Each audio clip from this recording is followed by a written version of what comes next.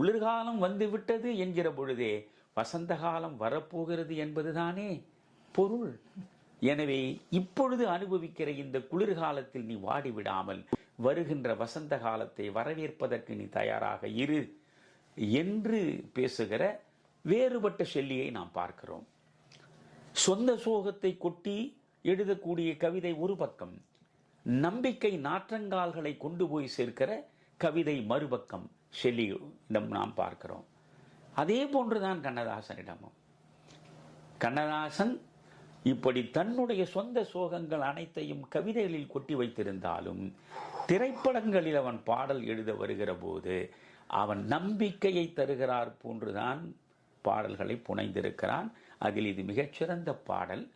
பிறக்கும் போதும் அழுகின்றாய், இறக்கும் போதும் அழுகின்றாய், ஒரு நாளேனும் கவலை இல்லாமல் சிரிக்க மறந்தாய் மானிடனே. யோசிக்க வேண்டும். நாம் பிறக்கும் பொழுது அழுது கொண்டேதான் பிறக்கிறோம். நம்மில் பலர் வாழ்க்கை முழுவதும் அழுது கொண்டேதான் இருக்கிறோம். பிறகு அழுது கொண்டே இந்த வாழ்வை முடித்து கொண்டு பறக்கிறோம். எனவே தொடக்கம் அழுகையாக இருக்கிறது, இடையிலும் அழுகையே தொடர்கிறது, முடிவிலும் அழுகைதான் வந்து விடை கொடுக்கிறது என்று பார்க்கிற பொழுது மனித வாழ்வே முழுக்க முழுக்க புலம்பல்களால் அழுகையால் நிரம்பி கிடக்கிறது. இது ஏன்?